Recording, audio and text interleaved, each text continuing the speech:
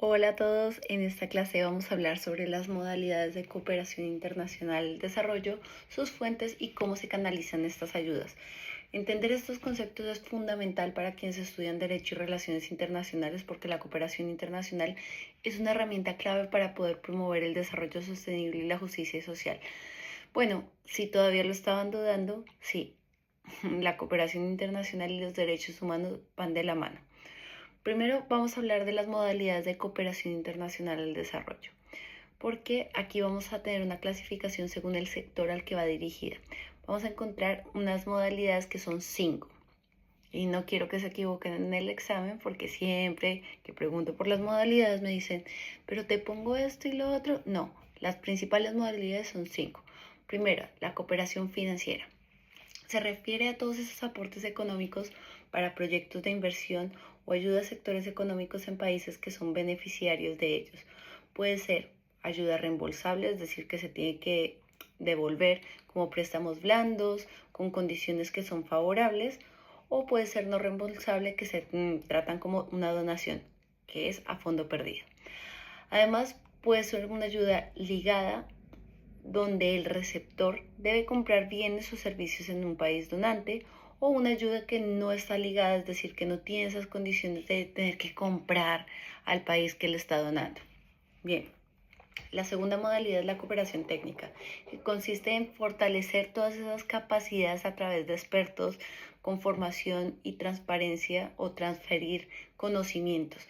Vamos a decir que esta cooperación técnica es de la que les he hablado antes, como en el caso de algunos países que pese a no tener tanto desarrollo económico, sí pueden compartir o transferir conocimientos en un área específica y que puede ayudar a generar desarrollo en unos lugares o en países que tienen más o menos el mismo nivel de desarrollo o inferior, ¿bien?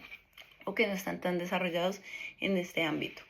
Tradicionalmente se daba la cooperación técnica del norte al sur, pero hoy también hay cooperación sur-sur. Por eso hablábamos de esas misiones técnicas, talleres, pasantías que nos ayudan a colaborar en transferir esos conocimientos o fortalecer las capacidades a través de grupos de expertos, ¿no?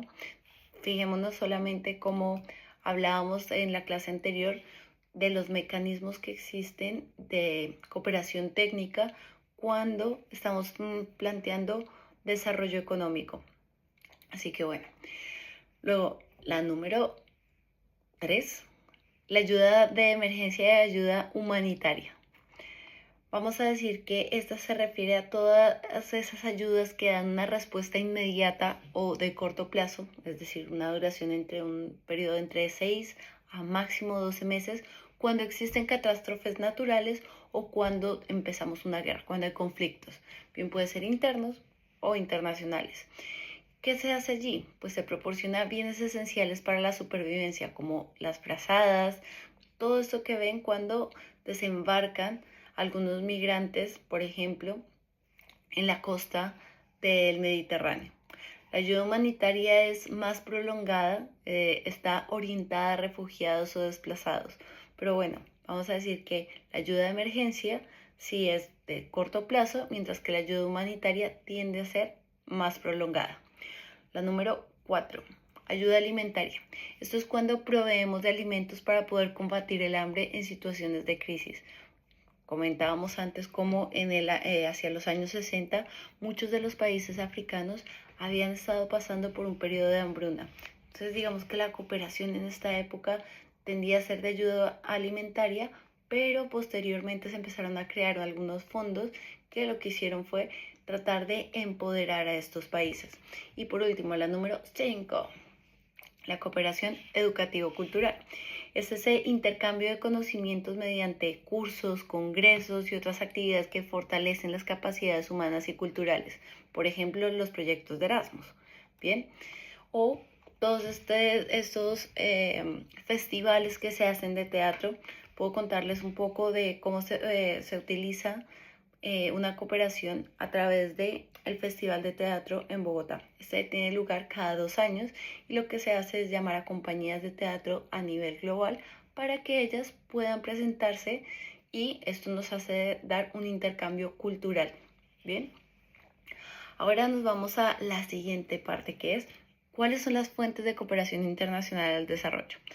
Pues esto depende del origen de los fondos. Bien puede ser cooperación gubernamental, que es donde los gobiernos o los organismos internacionales como el Banco Mundial, Fondo Monetario Internacional, las mismas Naciones Unidas o agencias de Naciones Unidas establecen unas políticas o unos acuerdos, ya sean bilaterales o multilaterales, para apoyar el desarrollo.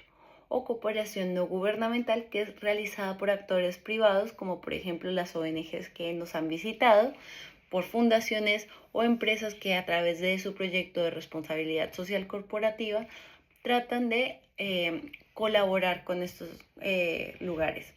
O también puede ser una universidad. Sí, las universidades también hacemos parte de esa cooperación no gubernamental. Es una cooperación más autónoma y responde a todos los intereses particulares de la sociedad civil. Pero también podríamos llegar a hablar de una especie de fondos mixtos que lo que hace es combinar recursos tanto del sector gubernamental como de cooperación no gubernamental.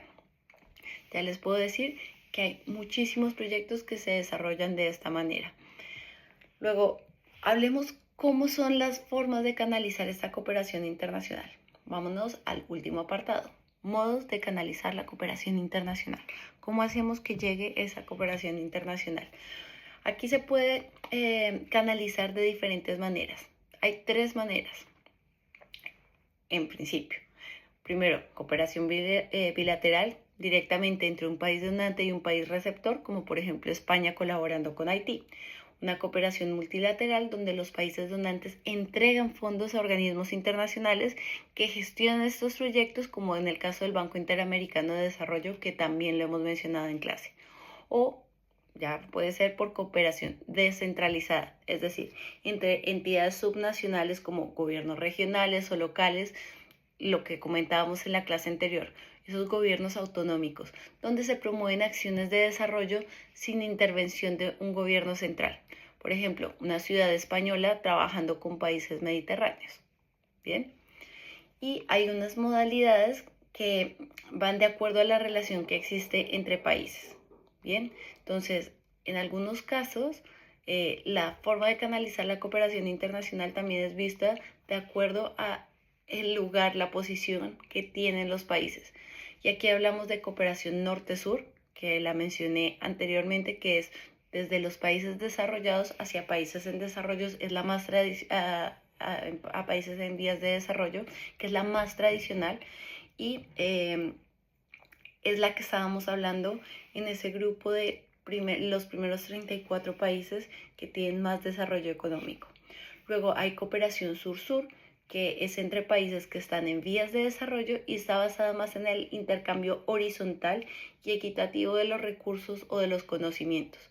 O finalmente, la cooperación triangular, que se establece cuando hay dos países donantes que colaboran para apoyar a un país que está menos desarrollado.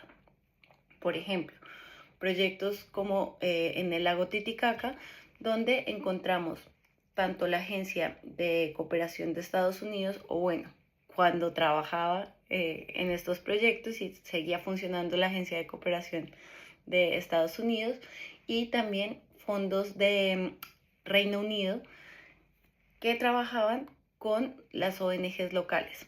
Bien, de manera que existen dos países donantes que colaboran y apoyan al país menos desarrollado, que es Bolivia. Muy bien, me imagino que ya sabían dónde estaba el lago Titicaca. Y si no lo sabían, Bolivia. Muy bien, pues este ha sido mi resumen. Para concluir, quiero decir que la cooperación internacional al desarrollo es un sistema complejo que involucra diferentes modalidades, fuentes, formas de canalización que tienen un objetivo común, que es promover ese desarrollo sostenible, mejorar las condiciones de vida en países menos favorecidos y sobre todo fortalecer los derechos humanos. Para comprender estas modalidades, podríamos decir que es necesario analizar mejor las políticas internacionales y la gestión de cómo se hace esta ayuda. Pero seguramente con todos los ejemplos que hemos visto a lo largo de la clase y lo que nos comentaba en la clase anterior, Yolanda, que nos visitó, pues la orientación actual de la cooperación española nos está demostrando que existen tanto oportunidades como desafíos en este sistema. Así que, sin más, simplemente decirles que con esto cerramos nuestra clase de hoy. Un besito, nos vemos en breve.